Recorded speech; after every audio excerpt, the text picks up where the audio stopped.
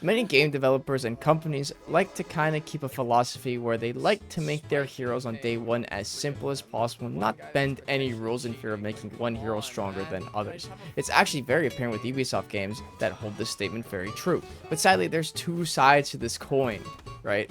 Where after a very long time where a game has been stuck in the live service statement, the developers decide to start winding out of the box and seeing what can we make possible.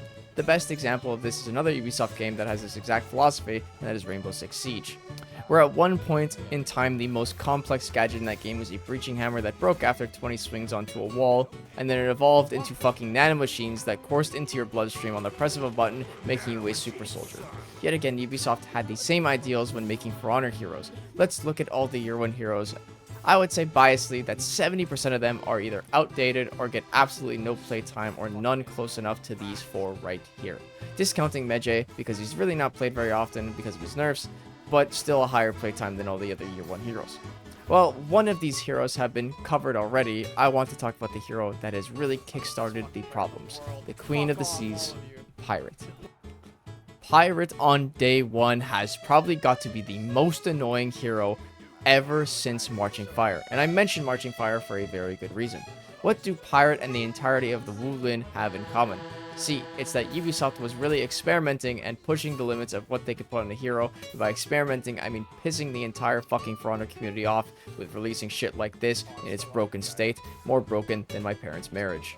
There are many things to complain about Pirate Day 1, but we're going to look at what caused the most harm. That being Cavalier Dance, Walk the Plank, and her overall damage.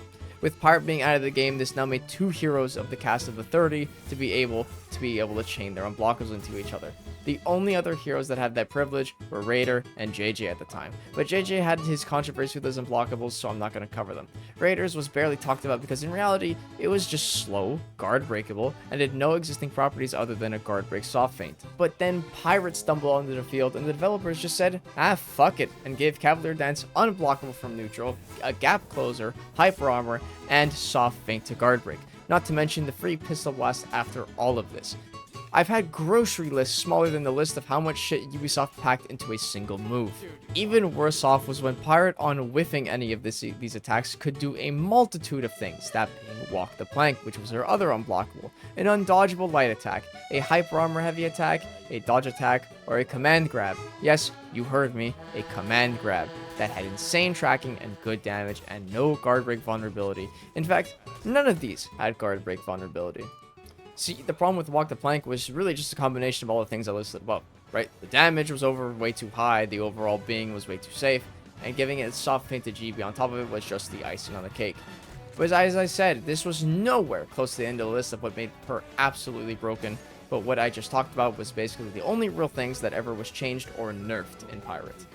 It took Ubisoft give or take a couple of months, but finally they brought the hammer down on Pirate and not only stripped away the soft feint to GB on Cavalier Dance, but made the hyper armor take longer to start.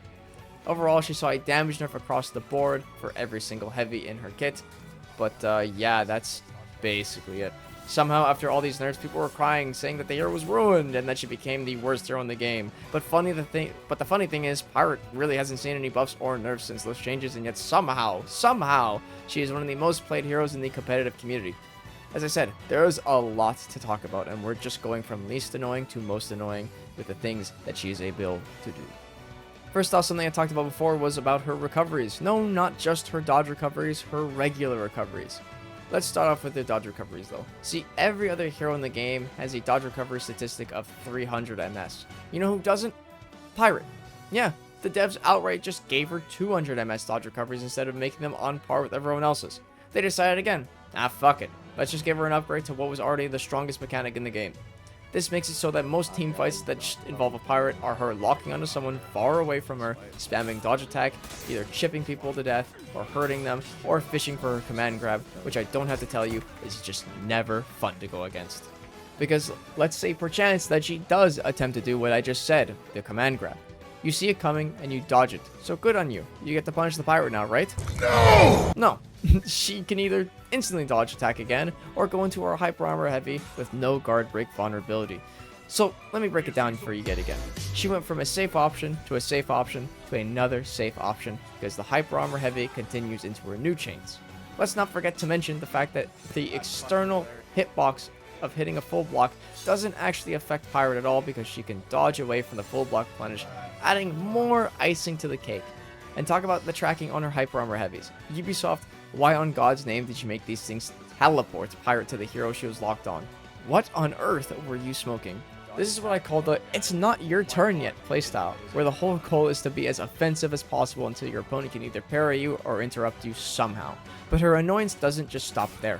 See, Hyper Armor is supposed to counter bad options or just lack of thought, and to counter Hyper Armor is, well, bashes. The perfect example of this is basically Warden and Raider. See, if Warden would make a read that Raider in mid-chain was going to go into a guard break, he could try to light attack him, but if he was wrong, then he would eat a Hyper Armor heavy.